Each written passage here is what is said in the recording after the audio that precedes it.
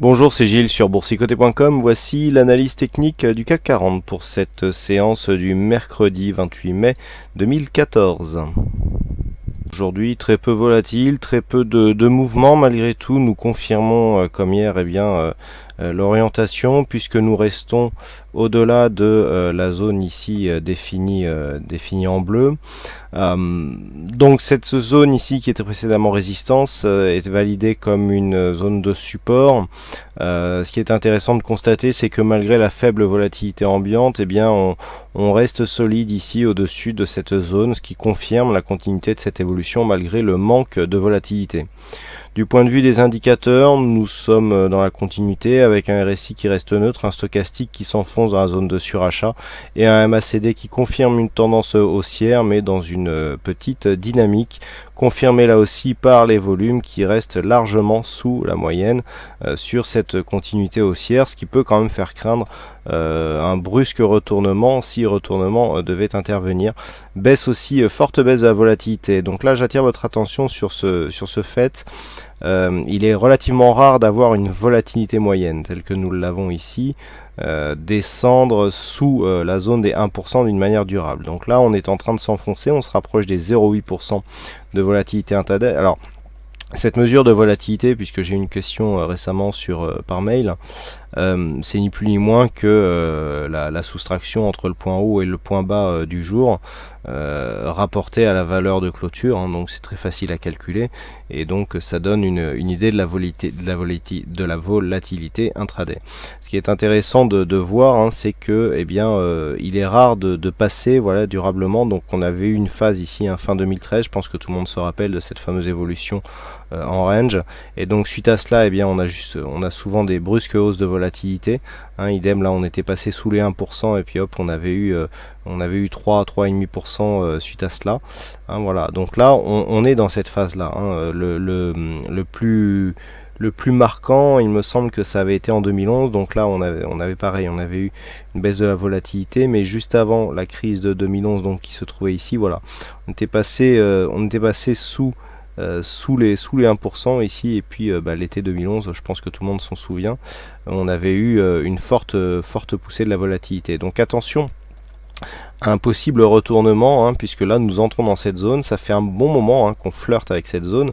On a commencé à y rentrer ici mi-avril.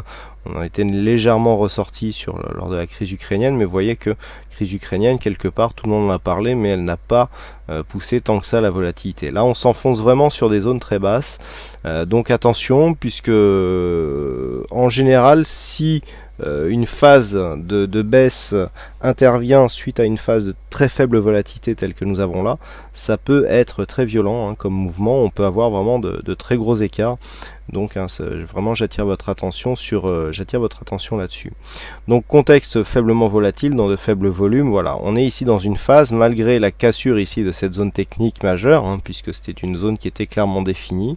Nous n'avons pas d'accélération, il n'y a pas de reprise en main du marché par les haussiers. Alors on est sur une zone de point haut, donc on en discutait un petit peu sur le chat dans la journée. Venir acheter le marché sur cette zone de point haut dans une phase d'affaiblissement telle que nous l'avons ici, c'est assez compliqué. Moi personnellement, c'est pas quelque chose que j'affectionne particulièrement. Je guette plutôt les signaux de retournement qui potentiellement peuvent nous emmener à de forts mouvements, même s'ils sont très rapides, hein, pourquoi pas. Je pense qu'actuellement, même s'il n'y a pas de signal de retournement, il y a plus de potentiel à la baisse qu'à la hausse, mais en absence de signal, il s'agit non plus de ne pas shorter d'une manière trop hâtive, puisque ça peut nous exposer à une phase à un drawdown, hein, si la tendance, même avec cette faible volatilité, continue. Donc hein, c'est toute la difficulté actuelle du marché, c'est qu'il est difficile de payer ici des points hauts, mais nous n'avons pas de signal de retournement, donc des fois il faut savoir être patient.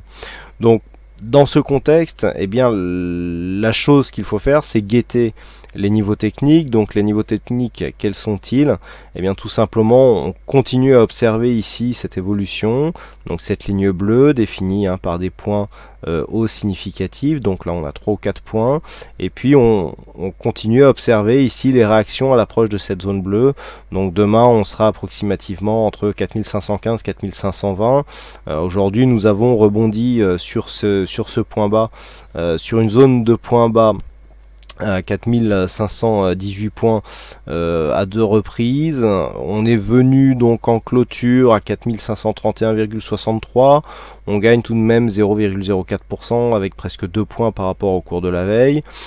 Donc du point de vue des chiffres, on est vraiment dans la stabilisation, mais il y a quand même des signes intéressants sur cette phase. Dès que l'on s'approche un petit peu, eh bien on remonte et on reste ici dans une zone entre 4525 et 4530 pour ce qui est des niveaux de clôture. Donc la zone à surveiller pour demain, zone basse, et bien tout simplement cette zone ici, 4510-520.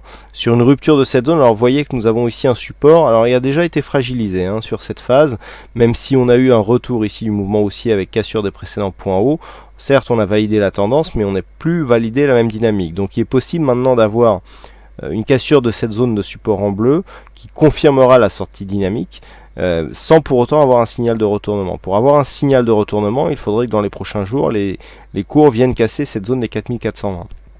Tant que nous sommes au-dessus des 4420, d'un point de vue court moyen terme, on reste dans un flux haussier. Par contre, si les cours redescendent ici, par exemple sous 4500 points, ce qui est tout à fait possible aussi, là on aura une neutralisation de la tendance. De toute façon, depuis quelques temps, on est ici dans une évolution assez peu dynamique, et donc le fait ici d'avoir une consolidation qui viendrait par exemple rechercher les 4450 points, serait tout à fait dans la logique des choses et n'irait pas invalider la poursuite d'un mouvement, puisque là, même si nous cassons une zone majeure du point de vue des points hauts, la cassure ne se fait pas avec une grosse amplitude, il n'y a pas de relais, on l'a vu, il n'y a pas de volume, il n'y a pas de volatilité, donc il est fort possible que pour consolider, on ait besoin de venir chercher ici des zones relativement basses. Donc voilà, pas grand chose à dire de plus sur cette analyse technique. Donc les points surveillés, 4515,20 pour demain, une éventuelle cassure de cette zone des 4535 points, 35,40 pourrait nous redonner ici un petit peu d'air et continuer donc la suite de la tendance, mais il faudrait vraiment que cela se fasse dans des volumes conséquents pour relancer la dynamique. On sait que bon nombre d'investisseurs attendent un petit peu la réunion de la Fed le 8 juin et donc certaines annonces qui pourraient être faites à la lumière de ce qu'a déclaré Mario Draghi lors justement de cette dernière réunion, et qui a provoqué une baisse de l'euro que je vous invite à venir observer donc sur l'analyse technique Forex et matières premières. Mais on a l'impression qu'en attendant, eh bien, on monte faute de mieux. Il n'y a pas de flux baissier, donc on continue à monter tout doucement, mais il n'y a pas non plus de bons flux haussiers qui vous permettraient de mettre un petit peu de dynamique dans cette tendance. Voilà ce que l'on peut dire donc dans cette analyse technique du CAC 40. Alors aujourd'hui, donc il y avait une session du fixing, c'est Bono qui gagne sur cette session. Bravo à toi Bono, et puis quant à moi, il ne me reste plus qu'à vous souhaiter à toutes et à tous une bonne soirée, bonne chance dans vos prochains trades, et on se donne rendez-vous dès demain pour d'autres analyses techniques en vidéo. Bonsoir à tous.